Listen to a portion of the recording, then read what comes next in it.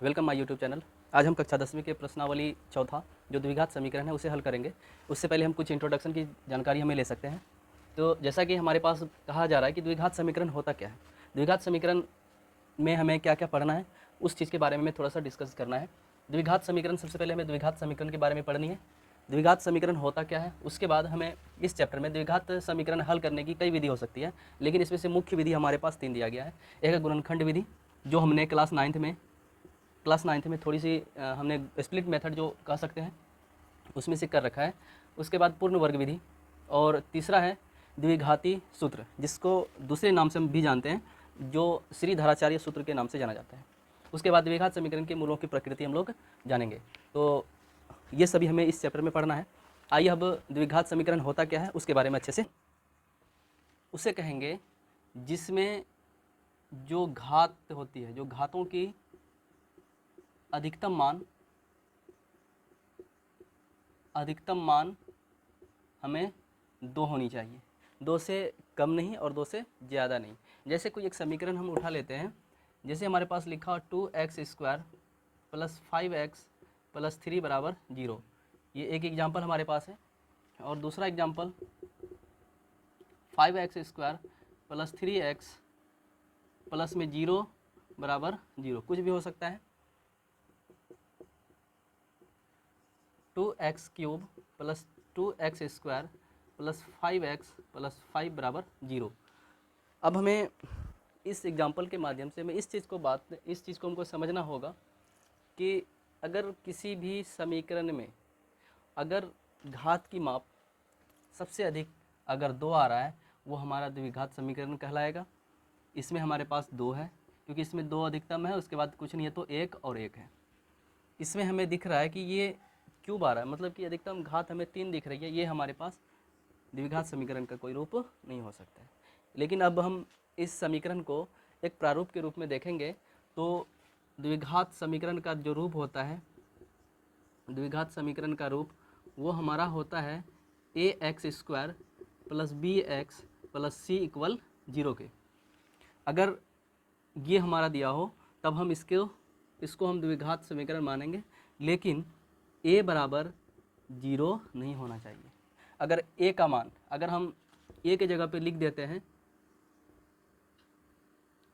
a के जगह पे 0x² + 5x + 9 = 0, ये हमारा द्विघात समीकरण नहीं होगा, क्योंकि हमें द्विघात समीकरण का जो प्रारूप दिया गया है वो कहता है कि अगर कोई भी अधिकतम घात हो द्विघात में, लेकिन a का मान 0 के बराबर नहीं होनी चाहिए।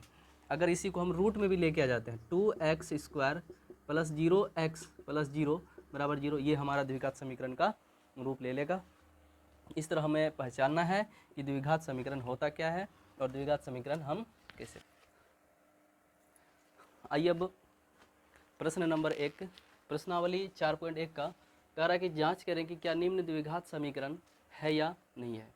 अगर ये द्विघात समीकरण है तो आप उसे बताएं सिद्ध करके। हमारे पास इस प्रश्न का एक में 8 पार्ट है, इसमें से हम 2 पार्ट एक साथ ले रहे हैं, तो इसको हम इधर कर सकते हैं।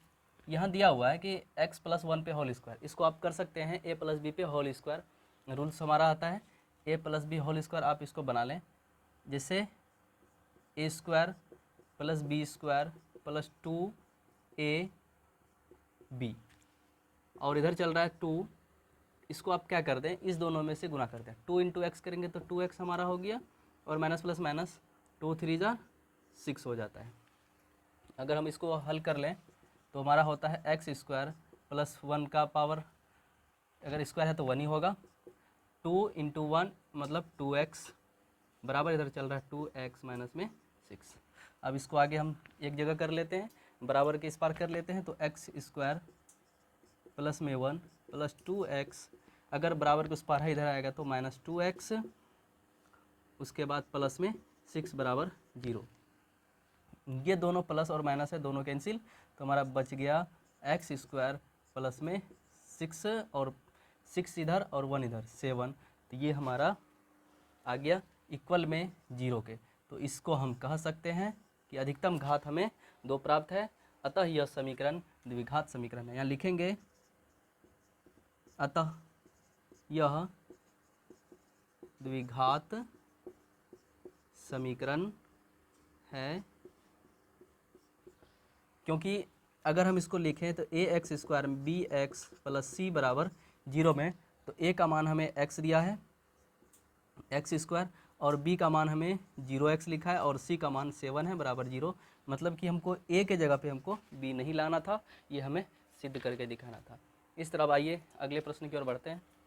इसका सेकंड पार्ट है एक्स स्क्वायर माइनस 2x, और इधर है ब्रैकेट में, आप इसको मल्टीपल कर लें, जो इधर लिखा हो लिख देते हैं। 2x बराबर -2 और 3 को गुना करते हैं -6, और ये माइनस माइनस प्लस 2x। अब हम बराबर को सब इधर कर लेते हैं, तो एक्स स्क्वायर माइनस 2x, और ये इधर आएगा तो +6, और ये आएगा तो -2x बराबर में 0। अब अगर इसको हल कर लें, ये होता है एक्स स्क्वायर, ये x और ये x -4x प्लस में 6 बराबर 0। ये भी हमारा द्विघात समीकरण का प्रारूप है। तो लिखेंगे कि अतः यह द्विघात समीकरण है। आप इसे अच्छे से भी लिख सकते हैं, चूँकि x square plus b x plus c बराबर 0।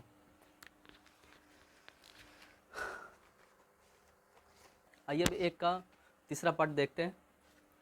दिया है x, ये दो पार्ट अलग है और ये दो पार्ट अलग है। आप क्या करें, दोनों का गुणनफल इधर लिख दें बराबर इस पार, और ये दोनों का उस पार कर दें। जैसे x को x से करेंगे तो हमारा एक्स स्क्वायर होगा, x को +1 से करेंगे तो x ही होगा, और -2 को x से करेंगे तो -2x, -2 को 1 से करेंगे तो -2 हो जाएगा, इधर हो गया।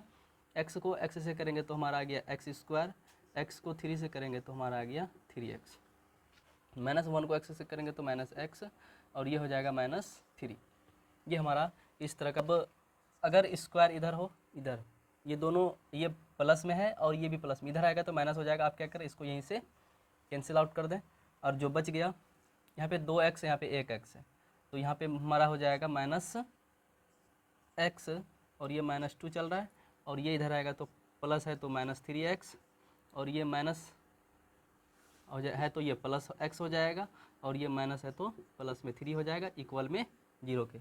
अब अगर देख लें, एक x यहाँ, एक x यहाँ, एक x यहाँ, तो ये x ख़त्म, बच गया हमारा -3x, और 3 में 2 गया, 3 में 2 गया तो प्लस में 1, तो ये हमारा इक्वल 0 के। बात का रूप नहीं दिख रहा है, तो इसे हम कह सकते हैं कि अतः यह द्विघात समीकरण नहीं है, क्योंकि इसका अधिकतम मान जो घात की है वो 1 है। चलिए आइए अब एक का चौथा पार्ट देखते हैं। x को 2x से करेंगे 2x स्क्वायर हो जाएगा, x को +1 से करेंगे तो प्लस x हो जाएगा, 3 दूनी 6x हो जाएगा, सॉरी यहाँ पे माइनस प्लस माइनस हो जाएगा, और ये 3 को x से करेंगे तो प्लस माइनस -3 बराबर, x को x से करेंगे तो x स्क्वायर प्लस में 5x। अब हम देखते हैं इसको, तो ये 2x स्क्वायर है। अब क्या करें, ये x को ये x से निकाल लें तो हमारा हो जाता है कितना, 2x स्क्वायर 6, यहाँ पे -5x -3, और ये इधर आ जाएगा तो -x स्क्वायर, और माइनस में 5x इक्वल में 0। अब देखते हैं, इसमें हम देखते हैं 2x स्क्वायर है, मतलब 2 में 1 गया तो हमारा बच गया x स्क्वायर, -5x है, और -5x को करेंगे तो -10x हो जाएगा, और -3 यहाँ पे इक्वल में 0। तो ये हमें यह दर्शाता है कि यह समीकरण द्विघात का है, द्विघात समीकरण है। अतः हम यह कह सकते हैं कि यह समीकरण हमारा द्विघात समीकरण है। आइए अब इसके बाद अगले स्टेप की ओर बढ़ते हैं।